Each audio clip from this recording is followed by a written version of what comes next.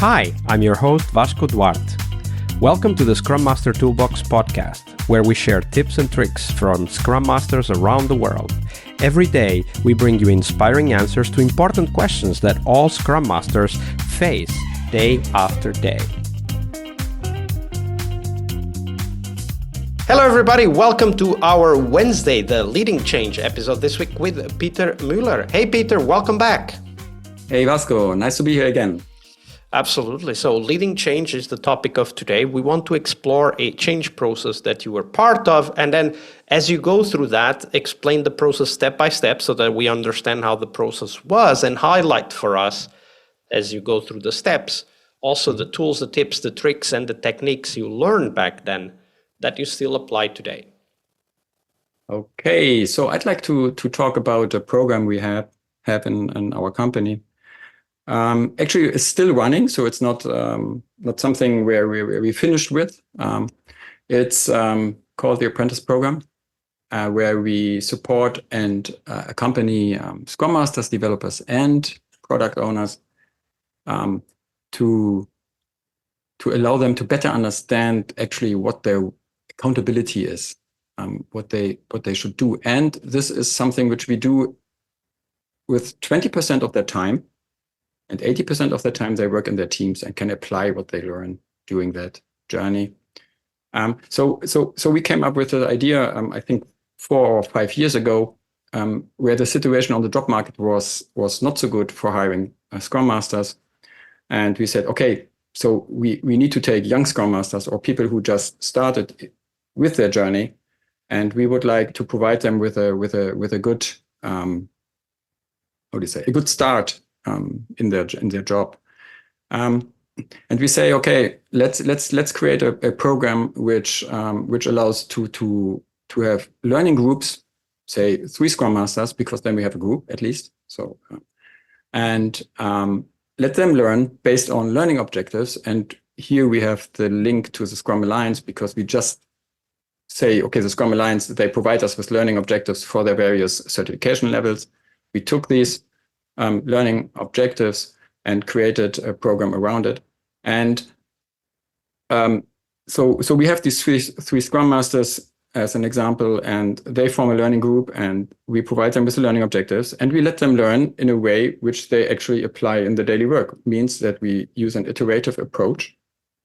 So we let them choose learning objectives for an iteration, which lasts for 2 weeks. And then they learn in this iteration.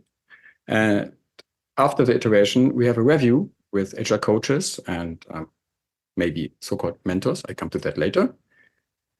To reflect on what they have found out about the learning objectives, and to provide them with additional options, maybe to see in learning objective or some other input.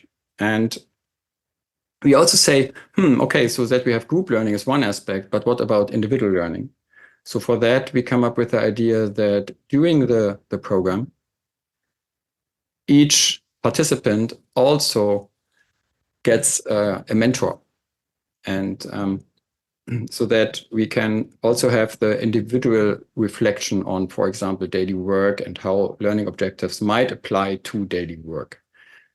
We also say during this iteration, the group elaborates on the learning objectives, but we also provide additional, additional formats like a coaching dojo for them, so that they learn how to apply some coaching techniques a little bit better. Here we talk, for example, about clean language or nonviolent communication. And also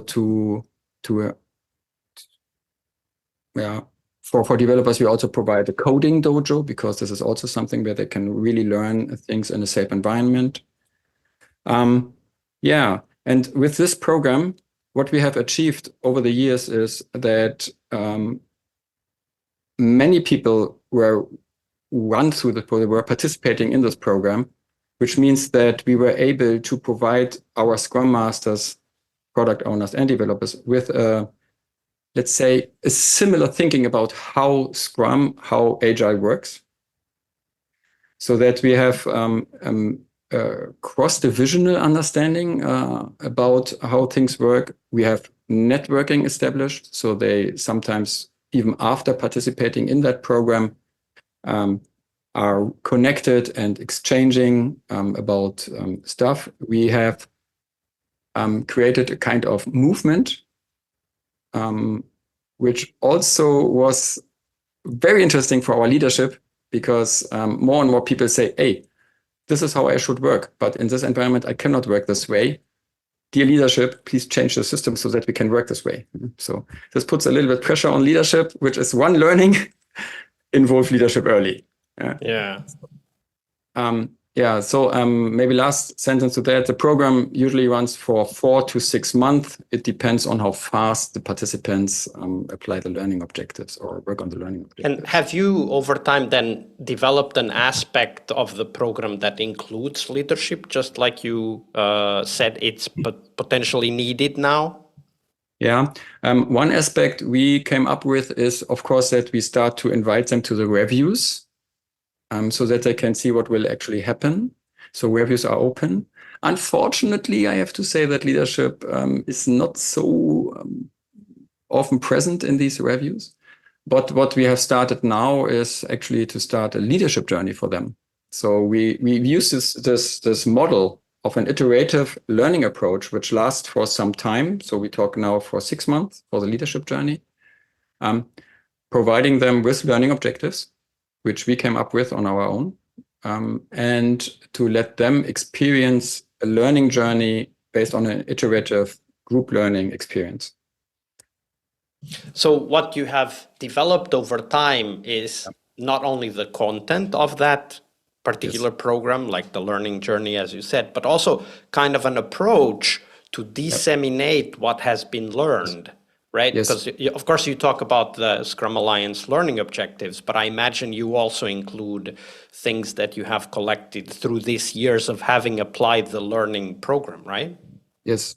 One aspect, for example, is that we enrich the learning objectives a little bit about things which are more or less special to us in the company. For example, how we think about lean, or some aspects of administrative things, to be honest. So how do you get budget? And how does this fit actually in an agile environment? And how you can interact with such a situation where you do have a bureaucracy which is strong. Let's put it this way. Like all companies have a strong bureaucracy, and we do need to live with those. So for those of us listening to this episode and maybe getting a little bit interested, what are some of the first steps we could start taking in order to put some program like this in place? Okay, you have to have at least 6 people, I would say. So 3 who are interested in a learning journey, and 3 who create the program, who accompany, because then you can have a relationship of mentoring, a one-on-one relationship. So you have 3 participants, 3 potential mentors. So this is as we start. You create a program in a way that you first come up with the learning objectives, and here you have to invest time. Even if you take the learning objectives from the Scrum Alliance, you have to think about how you will approach them.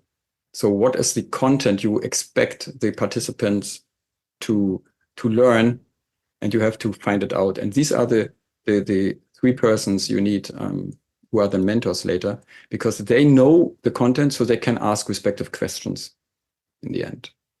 Yeah, absolutely. And of course, engage with your community. I mean, Peter is on LinkedIn. We'll share the LinkedIn on Friday episode. Listen to that. And then, of course, get in touch with those that have done it and learn from each other. Yeah. Thank you, Peter. Great story. Leading change is one of the core skills we must acquire, but it is only one of the steps towards our success as Scrum Masters. Tomorrow, on Success Thursday, we will talk about how to define success for the Scrum Master role. We'll cover tips on how to measure your way to that position, and most importantly, how to develop that focus on continuous improvement that is as important for Scrum Masters as it is for teams. See you tomorrow. We really hope you liked our show. And if you did, why not rate this podcast on Stitcher or iTunes? Share this podcast and let other Scrum Masters know about this valuable resource for their work. Remember that sharing is caring.